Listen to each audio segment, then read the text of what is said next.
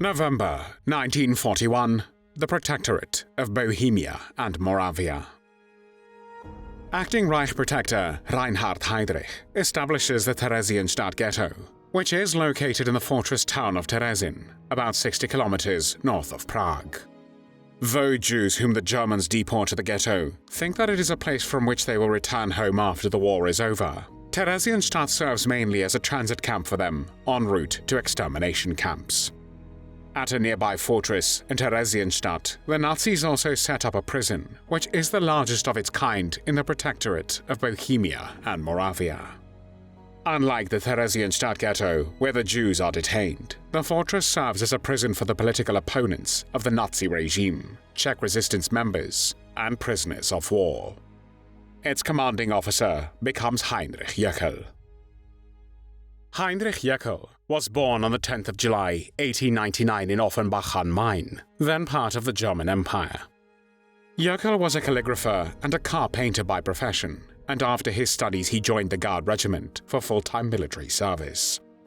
He was then engaged in combat during the First World War, which began on the 28th of July, 1914. After the surrender of Germany on the 11th of November 1918, he was discharged from the army and returned to Offenbach, where he remained unemployed. From the middle of 1919 to the beginning of 1925, he worked in various workshops and factories as a manual worker. He then opened his own painting workshop, but had to close it 4 years later because of the world economic crisis. The Great Depression, which started in 1929, played a significant role in the emergence of Hitler as a viable political leader in Germany. Deteriorating economic conditions in Germany in the 1930s created an angry, frightened, and financially struggling populace open to more extreme political systems, including fascism and communism. Hitler had an audience for his anti-Semitic and anti-communist rhetoric that depicted Jews as causing the Depression. Fear and uncertainty about Germany's future also led many Germans, such as Heinrich Jöckel, in search of the kind of stability that Hitler offered. In December 1931, Jöckel joined the Nazi Party, and in early 1933 he also became a member of the SS. On the 30th of January 1933, Adolf Hitler was appointed Chancellor of Germany by President Paul von Hindenburg. In September 1938, Hitler threatened to unleash a European war unless the Sudetenland, a border area of Czechoslovakia on which the ethnic German population lived, was ceded to Germany. The leaders of Britain, France, Italy, and Germany held a conference in Munich between the 29th and 30th of September 1938 and agreed to the German annexation of the Sudetenland in exchange for a pledge of peace from Hitler. To this conference, which was also known as the Munich Betrayal, the Czechoslovaks were not even invited. Less than 6 months later, on the 15th of March 1939, in flagrant violation of the Munich Agreement, Nazi Germany invaded and occupied the Czech provinces of Bohemia and Moravia. Adolf Hitler himself arrived in Prague, and on the 16th of March 1939, by a proclamation from Prague Castle, established the Protectorate of Bohemia and Moravia. The Second World War began on the 1st of September 1939 when Nazi Germany invaded Poland. After the outbreak of the war, Jöckel became head of the internment camp in Skrochowice, located in the northeastern part of the Protectorate. After this camp was closed in the winter of 1939, Jöckel was transferred to the Gestapo office in Prague. Whilst there, he worked in the department responsible for investigation of illegal leaflets and newspapers. On the 10th of June 1940, Jöckel was appointed as commander of the police prison in the so-called Small Fortress of Theresienstadt, where he became a master over the lives of the inmates of the local prison. In light of the growing terror against the local Czech population, the Nazi occupiers needed to expand their persecution apparatus. In order to accommodate the growing number of detainees, the Gestapo, which was the Nazi secret state police, looked for new suitable facilities. They chose the small fortress because of its proximity to Prague, but also because it was a former military fortress, so it was easy to guard prisoners there. Opposition activists from all social classes, workers, scientists, doctors, priests, Jews, Soviet prisoners of war, women and men, were arrested by the Gestapo and deported to Theresienstadt, where they awaited their sentence, only to be executed or transferred to a concentration camp. Although the Theresienstadt Ghetto, established a year later in the Great Fortress, had nothing to do with a Gestapo prison in terms of organization and administration, Jewish prisoners were repeatedly transferred from the ghetto to the Small Fortress.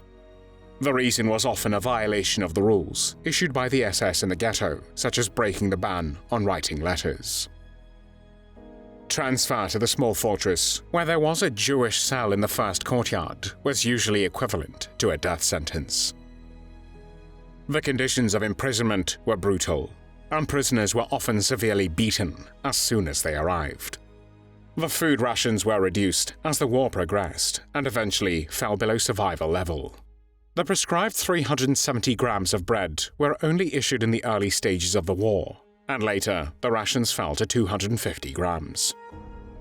The cells were overcrowded, cold, and humid, and prisoners slept on 3-story bunk beds. The hygienic facilities were catastrophic, and there were only 2 toilets for 500 prisoners. Towards the end of the war, a typhus epidemic broke out among inmates, which claimed hundreds of lives. During its existence, 32,000 people were imprisoned at the Small Fortress between 1940 and 1945. While the average number of prisoners was 150 in 1940, in the last weeks of the war, the prison was overcrowded and reached a peak of 5,500 prisoners. More than 2,500 prisoners died in prison due to the poor prison conditions, inadequate nutrition, illnesses, and lack of medical assistance, as well as the catastrophic hygienic conditions. They were beaten to death, died of typhus, or were executed. According to the testimony of the surviving prisoners, Heinrich Jöckel did everything he could to ensure that there were as many dead as possible.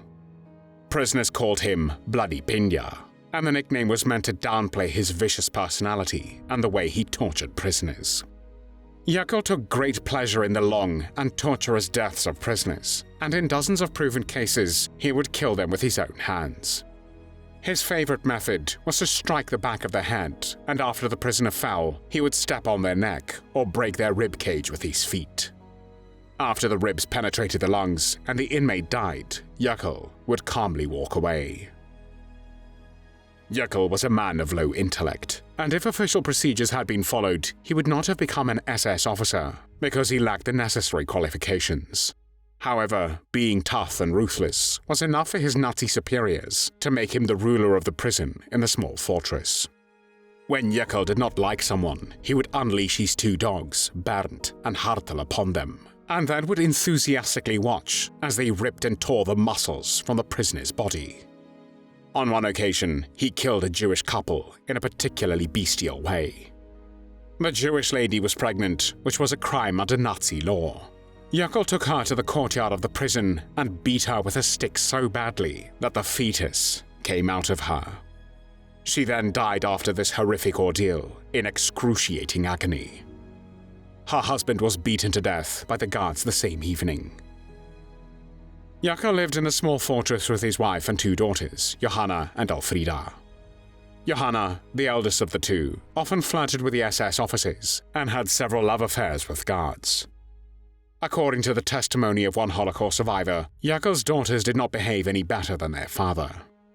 Jöckel ordered several Russian prisoners to build a swimming pool for his daughters. The prisoners were so tired they could hardly walk and could not even carry the bricks properly. Jöckel's daughters were watching the impoverished Russians and would take off their swimsuits to tease them. The moment the inmates dared to look, the daughters would unleash the dogs on them, who would tear them to pieces. Although it was clear in the spring of 1945 that the war for Germany was lost, many Nazi officials remained committed to their genocidal agenda until the very end. On the 2nd of May 1945, 2 days after Adolf Hitler committed suicide, 2 officials from the Gestapo headquarters in Prague came to the Small Fortress. They read out names from a list and asked the prisoners to leave their cells and come to the roll call area. 52 prisoners came forward, most of them belonging to the Czech left-wing resistance group. Others, whose names were read, did not report, and remained in the overcrowded cells, but were lucky because the SS did not dare to enter the cells, which were full of prisoners infected with typhus. The ones that came forward were then led to the execution site and shot by a quickly arranged execution squad. Jöckel and his family were still in the small fortress when the innocent prisoners were executed. Despite warnings from camp doctors and direct orders from his superiors, he refused to take measures against the spread of typhus, which eventually killed up to 1,000 prisoners. On the 5th of May, 1945, 3 days before the Theresian concentration camp was liberated by the Red Army, Jöckel had escaped from Theresienstadt. Whilst on the run, he separated from his family and went into hiding in Offenbach. However, during a random check performed by the American forces, he was discovered because he had hidden his SS ID in his clothing, just in case he needed it. In January 1946, he was handed over to the Czechoslovak authorities, and for several months detained in the small fortress, the prison he was once in charge of. Jöckel remained there until the start of his trial before the Special People's Court, where he was charged with the torture and murder of prisoners. His eldest daughter, Johanna, was interned with him and testified before the court, but she died of tuberculosis soon after. When on the 26th of October, 1946, the Special People's Court in the Czechoslovak town of Litoměřice sentenced Heinrich Jöckel to death by hanging, he was 47 years old. His execution was held publicly that same day and became a theatre of horror.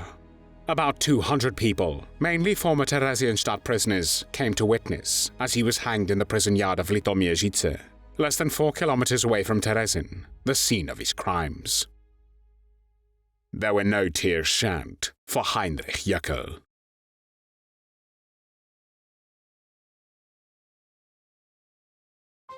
Thanks for watching the World History Channel.